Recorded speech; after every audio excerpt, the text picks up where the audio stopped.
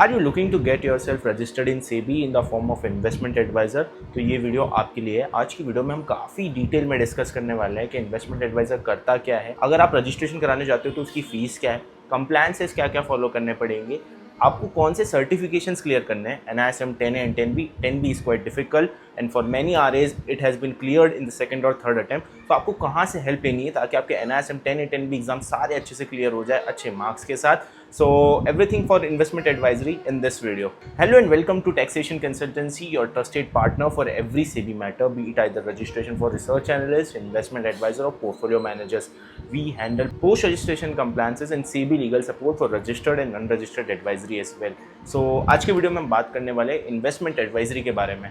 तो चलिए शुरू करते हैं। सबसे पहले बात करते हैं as a career SEBI registered investment adviser के लिए क्या अपॉर्चुनिटी है। एज ऑफ नाउ अभी सेबी में फिलहाल almost around 1000 registered investment advisers है और हमारी कंट्री की पॉपुलेशन आप सभी को पता है कितनी है और लगभग 20 करोड़ से ज़्यादा लोग मार्केट में अपना पैसा इन्वेस्ट करते हैं। तो उन लोगों को सही एडवाइस करने के लिए एक सेबी रजिस्टर्ड इन्वेस्टमेंट एडवाइजर का मार्केट में होना बहुत ज़रूरी है। This is a growing industry, youth market की तरफ काफ़ी इंटरेस्ट ले रहा है। आने वाले टाइम में ये फील्ड काफ़ी अच्छी आपको रिटर्न्स दे सकती है अगर आप इसमें सही तरीके से अपना करियर बनाते हो तो।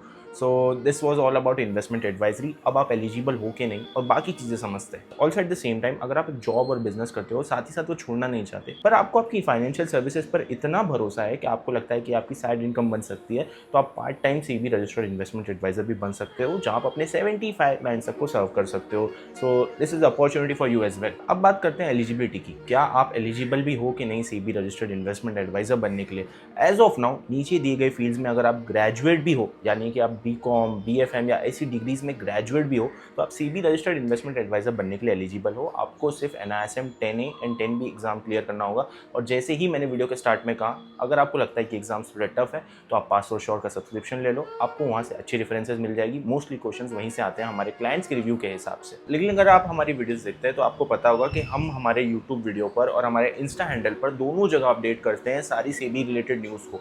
वहाँ हम पहले ही बता चुके हैं कि सेबी का नया कंसल्टेशन पेपर आने वाला है जहाँ हर ग्रेजुएट, भले ही आपने साइंस की हो, आप टेक बैकग्राउंड से आ रहे हो, आपने लॉ किया हो, हर कोई सेबी रजिस्ट्रेशन के लिए अप्लाई कर सकता है। The minimum criteria will be just graduation, but हाँ NISM सर्टिफिकेशंस तभी भी मैंडेटरी रहेंगे। रिसर्च एनालिस्ट के लिए NISM सीरीज 15 और इन्वेस्टमेंट एडवाइजर के लिए 10A 10B। At the same time आप दोनों रिसर्च एनालिस्ट और इन्वेस्टमेंट एडवाइजर साथ ही साथ बन सकते हो। आपको बस आपकी दोनों सर्विस एक क्लाइंट को नहीं देनी है, अलग प्रॉपर क्लाइंट सेग्रीगेशन रखकर आप अपना ये काम भी कर सकते हो। सो या you can also take this into consideration as well. Also अब बात करते हैं डिपॉजिट क्राइटेरिया की। वापस से मैं कहूँगा कि अगर आप हमें फॉलो करते हो तो आपने हमारी डिपॉजिट वाली वीडियो भी देखी होगी। हमने डिपॉजिट क्राइटेरिया को काफ़ी अच्छे से समझाया होगा। एज ऑफ नाउ सेबी आपको फिजिकल फॉर्म में सर्टिफिकेट इशू करना बंद कर दिया है। आपको आपके मेल पर सेबी सर्टिफिकेट भेज दिया जाएगा, लेकिन वो भी तभी होगा जब आप अपना डिपॉजिट करोगे और सेबी को सारी डिटेल्स क्लियर करोगे, उसी के बाद आपको आपका सेबी सर्टिफिकेट मिलेगा। So I would recommend you for deposit thing you have to watch that video, that is for both research analyst and investment advisers as well. और अगर मैं इन शॉर्ट समझाने जाऊँ तो आपको आपका रजिस्ट्रेशन होते ही जैसे ही आपका नाम सेबी वेबसाइट पर आता है, आपको मिनिमम 1 लाख रुपीज डिपॉजिट करना होगा। BSE को लीन मार्क कर आगे चलकर अगले फाइनेंशियल ईयर में जैसे आपके क्लाइंट्स ऊपर या नीचे होते हैं, आपको स्क्रीन पर दिए गए डिपॉजिट स्लैब के हिसाब से अमाउंट डिपॉजिट करना होगा। और अगर आप नॉन इंडिविजुअल फॉर्म में अप्लाई कर रहे हो, भले ही आप प्राइवेट लिमिटेड कंपनी या LLP के फॉर्म में अप्लाई कर रहे हो, इसलिए एटलीस्ट प्रिंसिपल ऑफिसर की एलिजिबिलिटी क्राइटेरिया क्लियर होनी चाहिए। At least 1 person on the director board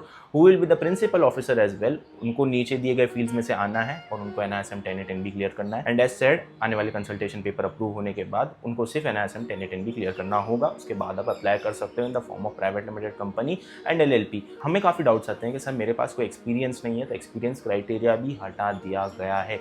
All you have to do is just clear your NISM exams and this is the best chance to get yourself SEBI registered and start your journey in the form of financial services। तो अगर आप company के form में apply कर रहे हो तो here's a pro tip from my end। अगर आपकी कंपनी के कोई भी क्लाइंट्स या कोई भी इंसान क्लाइंट से इंटरेक्शन में है तो make sure they are clearing the NISM 10A and 10B as well. और ये काफ़ी इंपॉर्टेंट कंप्लायंस वायलेशन हो जाता है। कई बार आपके एम्प्लॉइज क्लाइंट से इंटरेक्शन में रहते हैं पर उनके पास वैलिड NISM सर्टिफिकेशंस नहीं होते and this can be a problem for you guys. So make sure you are clearing the NISM 10A and 10B certification for your employees who are indirectly or directly connected with the clients as well. Also there is a lot of confusion in the industry कि अभी भी network देना होगा क्या।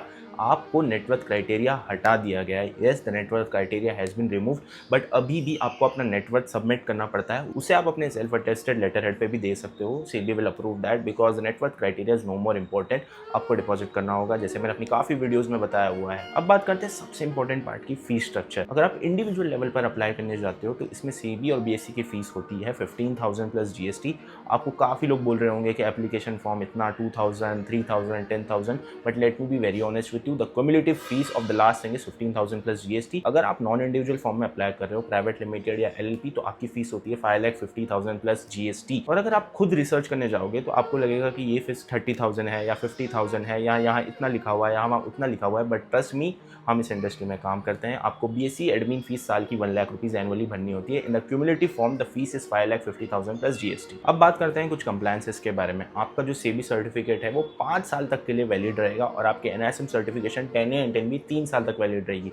और आपको ध्यान देना है कि आपके एनआईएसएम सर्टिफिकेशन कभी भी एक्सपायर ना हो और आपका सेबी सर्टिफिकेट आप टाइमली रिन्यूअल कराते हो। साथ ही साथ आपकी सारी क्लाइंट्स की डिटेल, आप जो रिसर्च रिकमेंडेशंस प्रोवाइड करते हो, उसका आपको 5 साल तक डेटा मेंटेन करके रखना है। और आपको एक फुल्ली फंक्शनल वेबसाइट भी अब कंपल्शन हो गई है, तो आपकी वेबसाइट भी होना जरूरी है। And trust me, this makes you look very professional. आप आपकी वेबसाइट पर SEO SEM करवा के, टाइमली ब्लॉग्स अपडेट करके, मार्केट रिलेटेड इन्फॉर्मेशन डालकर ब्लॉग्स में आप अपनी इन्फॉर्मेशन बताकर काफ़ी क्लाइंट्स को वहाँ से कन्वर्ट कर सकते हो। तो या this is a very good move. आपको इसे एज अ बर्डन नहीं समझना है, आपको वहाँ से आपको एक मार्केटिंग समझते हुए आपकी वेबसाइट बनानी है। So make sure your website is looking good where you can convert your clients. और अब बात करें अगर कंप्लायंस ऑफिसर की, तो काफ़ी लोगों में ये कन्फ्यूजन है कि इंडिविजुअल लेवल पर भी आपको कंप्लायंस ऑफिसर अपॉइंट करना पड़ेगा। तो द आंसर इज नो। आपको इंडिविजुअल लेवल पर आप खुद के कंप्लायंस ऑफिसर हो। कंपनीज के फॉर्म में आपको कंप्लायंस ऑफिसर अपॉइंट करना होता है, but educational criteria required for a compliance officer is quite hard, जो कि आपको मिलना काफ़ी मुश्किल होगा। तो रजिस्ट्रेशन के वक्त आप अपने डायरेक्टर बोर्ड पर भी किसी को कंप्लायंस ऑफिसर दिखाकर, जो कि प्रिंसिपल ऑफिसर के अलावा किसी को कंप्लायंस ऑफिसर दिखाकर आप अपनी रजिस्ट्रेशन करवा सकते हो। बाद में आप कंप्लायंस ऑफिसर अपॉइंट कर लेना। अब बात करते हैं कि एक इन्वेस्टमेंट एडवाइजर फीस कितनी चार्ज कर सकता है। आप पर फैमिली अपनी क्लाइंट के 1.51 लाख रुपीस प्लस जीएसटी से ज़्यादा चार्ज नहीं कर सकते, या फिर आपको 2.5% प्लस जीएसटी आपकी एसेट अंडर एडवाइस के हिसाब से ही चार्ज करना है। उससे ज़्यादा आप चार्ज नहीं कर सकते। आपको इस चीज़ का ध्यान देना है। और अगर आप नॉन इंडिविजुअल क्लाइंट जैसे कि कंपनीज या एग्रीगेटेड इन्वेस्टर्स को सर्विस प्रोवाइड करते हो, तो उस पर कोई फीस लिमिट नहीं है। आप उनसे कोई भी अमाउंट चार्ज कर सकते हो। आपको बस उनके साथ एक बायलैटरल कॉन्ट्रैक्ट में आना होगा। And make sure you have your terms and conditions very clearly written all over your agreement. और अब बात करते हैं कि आपको इंडिविजुअल से कंपनी रजिस्ट्रेशन कब करानी है। जब भी आपके 300 क्लाइंट से ज़्यादा क्रॉस हो जाए या आप साल में 3 करोड़ से ज़्यादा फीस चार्ज कर रहे हो, तब आपको नॉन इंडिविजुअल यानी कंपनी या एलएलपी के फॉर्म में रजिस्ट्रेशन करानी होगी। आपकी साल में कम्युलेटिव फीस 3 करोड़ से ज़्यादा नहीं होनी चाहिए, ना ही आप 300 क्लाइंट से ज़्यादा पार कर सकते हो। And let me give a short tip regarding this. जिन क्लाइंट्स के साथ आपका अग्रीमेंट खत्म हो गया, आप उन्हें अपने अग्रीमेंट से निकाल दीजिए, तो आप हमेशा 300 के कैप के अंदर रहोगे। जिन क्लाइंट से आप पैसे नहीं लेते हैं, आप फीस नहीं लेते हैं, उनको आपको सिंपल नोटिस भेजकर उनके साथ अग्रीमेंट कैंसिल कर देना। ये आपको काफ़ी हेल्प करेगा आपकी 300 क्लाइंट की लिमिट जो है उसके अंदर रहने की। या फिर आप जो अग्रीमेंट अपने क्लाइंट के साथ बनवाते हो उसे टाइम बाउंड बनवाओ, ताकि जो आपका अग्रीमेंट है वो टाइम के साथ खत्म हो जाए। तो that's it for today's video. I hope SEBI registered investment advisory के रिगार्डिंग आपके सारे डाउट्स क्लियर हो गए होंगे। और अगर आप रजिस्ट्रेशन करवाना चाहते हो in the form of research analyst, investment adviser या पोर्टफोलियो मैनेजर, या आप पर सेबी की कोई नोटिस आई हुई है, अगर आप रजिस्टर्ड या अनरजिस्टर्ड एडवाइजर भी देते हो, तो we are absolutely here for you. We would love to help you.